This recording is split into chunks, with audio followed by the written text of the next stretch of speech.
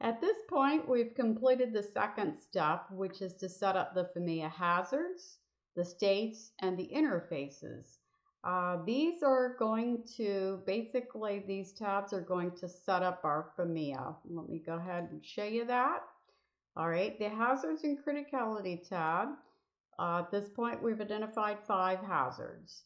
You can see them here. They're related to the temperature being out of range or not converging as per the advertisement. You can see we have the assessment of the severity level.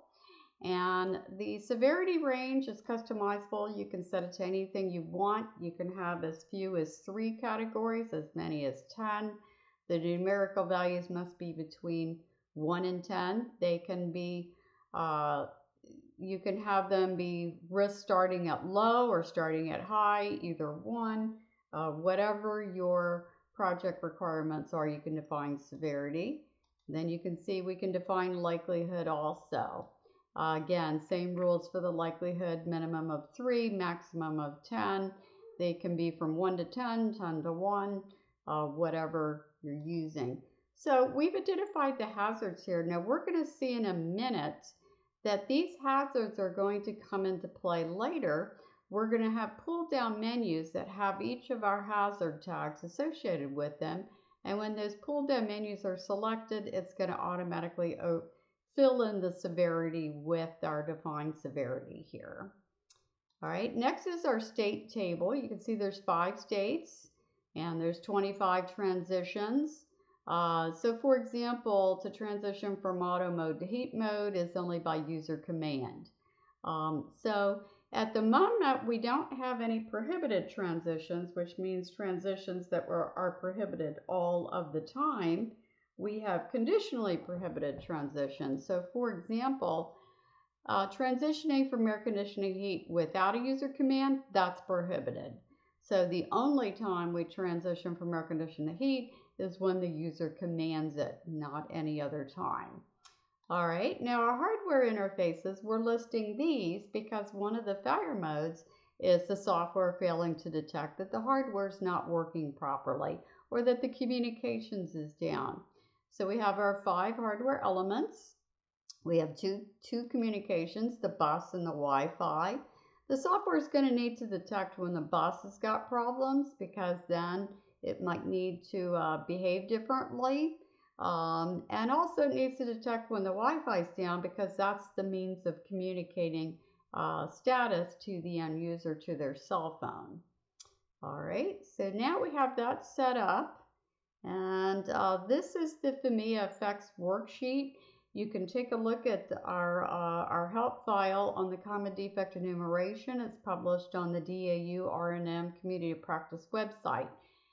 We start with, there's 165 base failure mode root causes.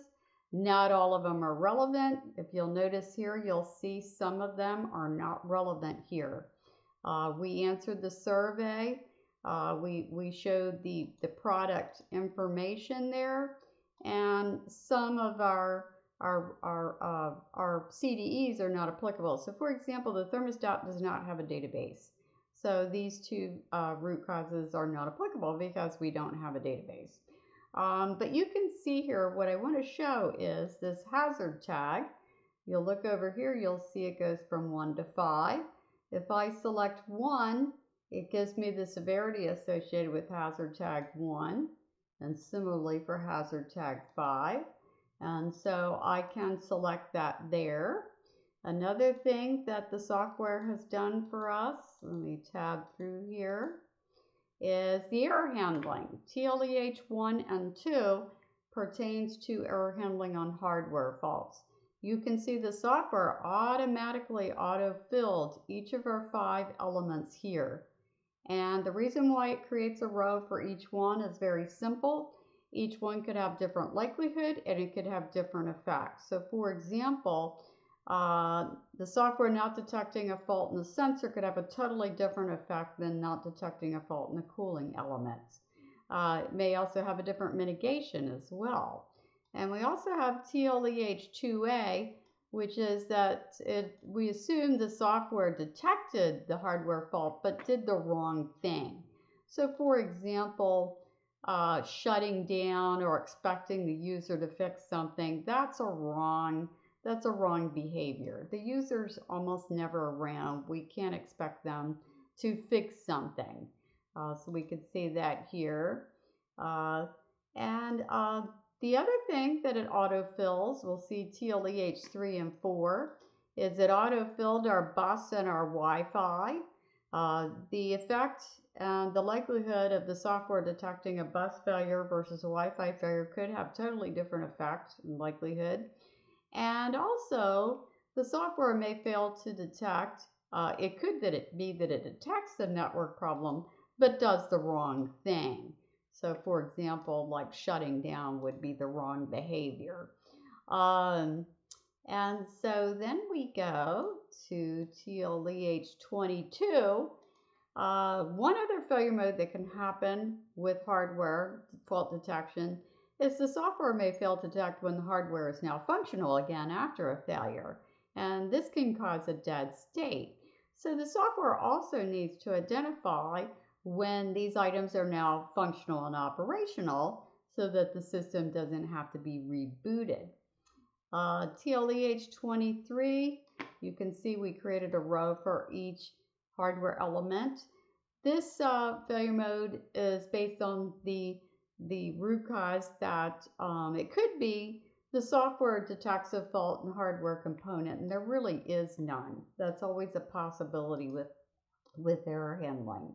And then in TLEH 24, you'll see that it created 2 more rows for our Wi-Fi and our bus, which could be similar to what we saw with TLEH 23, where the software also needs to detect when the communications is back up so that it can change its behavior. Many times software systems fail to detect when the comm is back up and you have to reboot the system in operation. Okay, so that is basically what the next step did. It created all these rows that are specific. And so in our next example, we're going to see what happens after some more information is filled in.